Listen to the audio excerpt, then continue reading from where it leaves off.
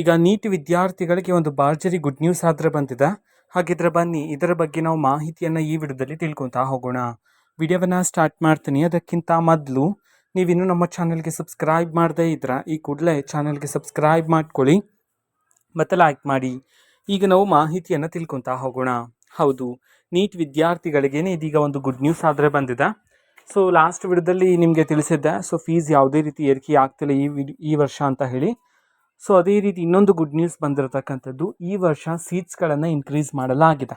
ಹೌದು, ಬರೋಬ್ಬರಿ 550 ಸೀಟ್ಸ್ಗಳನ್ನು ಇದೀಗ ಏರಿಕೆ ಮಾಡಲಾಗಿದೆ ಮೆಡಿಕಲ್ ಕೋರ್ಸ್ಗೆ ಸಂಬಂಧಪಟ್ಟಂತೆ. ಇದಂತೂ ವಿದ್ಯಾರ್ಥಿಗಳಿಗೆ ಭರ್ಜರಿ ಗುಡ್ ನ್ಯೂಸ್ ಅಂತಲೇ ಹೇಳ್ಬೋದಾಗಿರುತ್ತೆ.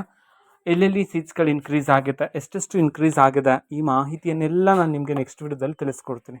ಓಕೆನಾ. ಸೊ ಅಟ್ ಪ್ರೆಸೆಂಟ್ ಈಗ 550 ಸೀಟ್ಸ್ಗಳು ಇನ್ಕ್ರೀಸ್ ಆಗಿದೆ ಅಂತ ಹೇಳಿ ಮಾಹಿತಿಗಳಾದರೆ ಬಂದಿರತಕ್ಕಂಥದ್ದು. ಸೊ ಇದು ಇವತ್ತಿನ ಒಂದು ವಿಡಿಯೋ. ಸೊ ಇನ್ಫಾರ್ಮೇಷನ್ ಇಷ್ಟ ಆಗಿದ್ರೆ ನಿಮ್ಮ ಫ್ರೆಂಡ್ಸ್ ಆ್ಯಂಡ್ ಫ್ಯಾಮಿಲಿ ಮೆಂಬರ್ಸ್ಗೂ ಸಹ ವಿಡಿಯೋವನ್ನು ಶೇರ್ ಮಾಡಿ, ಜೊತೆಗೆ ಚಾನಲ್ಗೆ ಸಬ್ಸ್ಕ್ರೈಬ್ ಮಾಡಿಕೊಂಡು ಸಪೋರ್ಟ್ ಮಾಡಿ. Thank you, bye.